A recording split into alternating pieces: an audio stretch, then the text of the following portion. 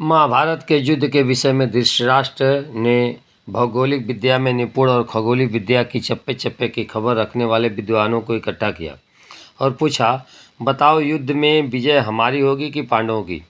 सभी ने कहा, महाराज, पांडवों की तो थोड़ी सी सेना है, आपकी विपुल सेना है। और भीष्म पितामह, द्रोणाचार्य, अश्वत्थामा, ये सब बड़े बड़े महारथी आपकी सेना में हैं। भौगोलिक ढंग से कौरव सक्षम है और खगोलीय गणित के हिसाब से भी दुर्योधन ही जीतेगा, दूसरे का सवाल ही पैदा नहीं होता। धृतराष्ट्र ने घोषणा कर दी, चलो हो जाए युद्ध।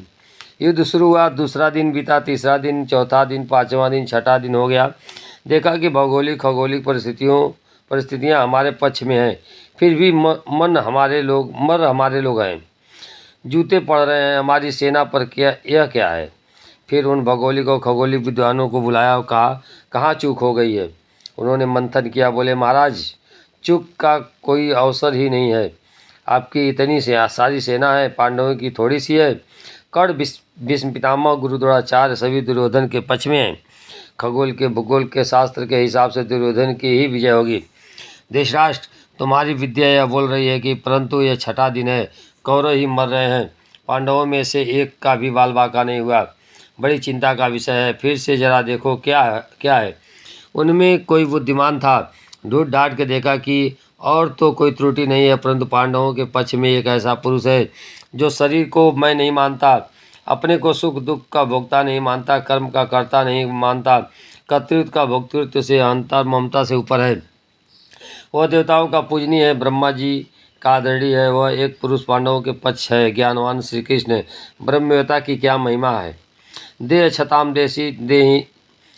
छताम जेनी दशा वर्ते देहातीत, ते ज्ञानी ना चरणमा हो बंधन गणित।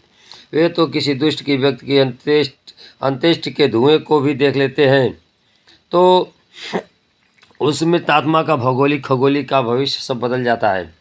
उसको यमपुरी ले जाना है, लेकिन उनकी दृष्टि पड़ने मात्र से दुष्ट का यमपुरी का दंड क्षम्य हो जाता है।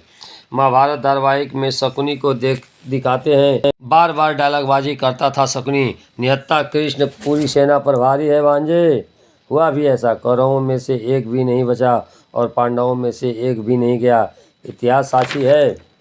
तो आत्मदेव की महिमा अपरंपार है। अंतर्यामी परमात्मा की उपासना, अंतर्यामी का ज्ञान, अंतर्यामी में शांत होना, यह अपने आप में बहुत महत्वपूर्ण है।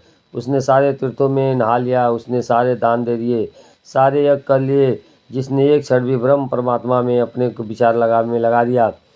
स्नातम तेन सर्व तीर्थम दातम तेन सर्व दानम कृतम तेन सर्व यज्ञम एन क्षणम मनः ब्रह्म विचारे स्थिरम कृतम। वह इतना महान पुरुष हो जाता है, अपने आश्रम में उसी विद्या पर दृष्टि रहती है, बाकी सब व्यवहारिक खाना पीना भी जो भी है ठीक है।